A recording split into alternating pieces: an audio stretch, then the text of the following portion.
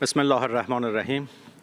Mr. President, distinguished delegates, I am Sayyid Abbas Araghchi, Foreign Minister of Iran, a peace-loving nation inheriting one of the most ancient civilizations that has made significant contribution to human civilization, culture, and ethics. Now, this nation of nearly 100 million population is subject to an outrageous act of aggression by a regime that has been committing a horrible genocide in Palestine for the past 2 years, and that is occupying the lands of neighboring countries.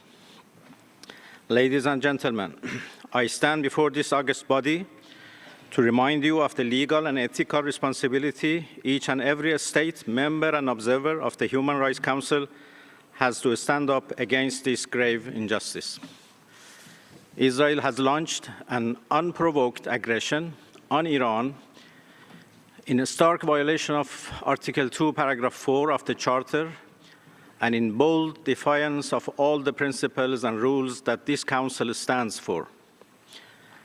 This is an unjust war imposed on my people since early hours of Friday, 13 June, when Israel perpetrated a mix of unlawful and criminal operations against off-duty military personnel, university professors, and ordinary people.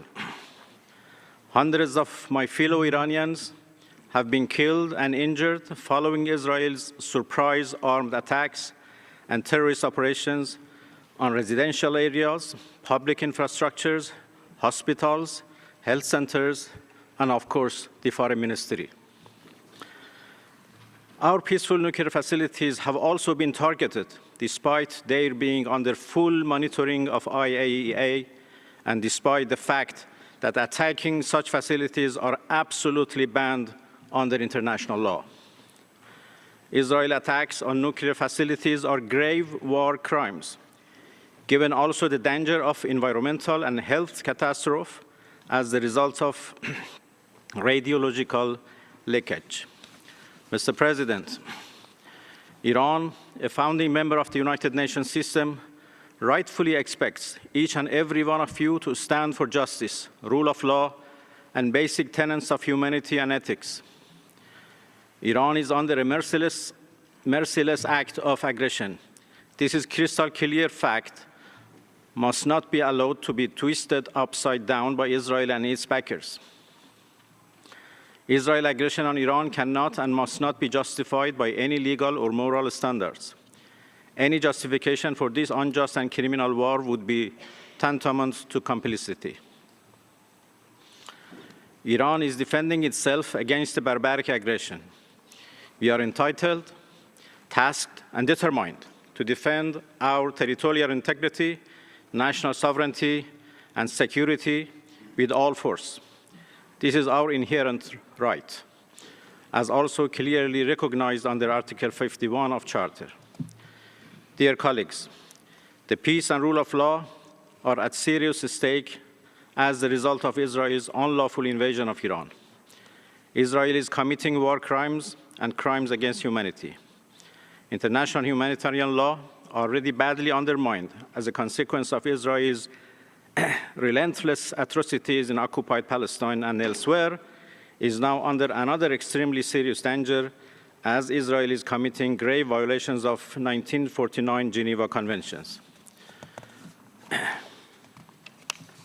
Mr. President, Switzerland is the custodian of Geneva Conventions and protocols on IHL and has an important responsibility in this regard. Indeed, every state party to 1949 Convention shall shoulder their responsibility under these conventions, in particular, Common Articles 1 and 3 of these conventions. Dear colleagues, we were attacked in the midst of an ongoing diplomatic process. We were supposed to meet with Americans on 15 June to craft a very promising agreement for peaceful resolution of the issues fabricated over our peaceful nuclear program. It was a betrayal of diplomacy and an unprecedented blow to the foundation of international law and UN system. Let me be clear. If there is any use of costly systems and mechanisms we have created for the past 80 decades to preserve human rights and dignity, now is the time to do it. We need action now. Otherwise, the whole UN-based international law system would corrode badly. This is a historic moment for human civilization when a civilized nation has come under an unjust war of aggression.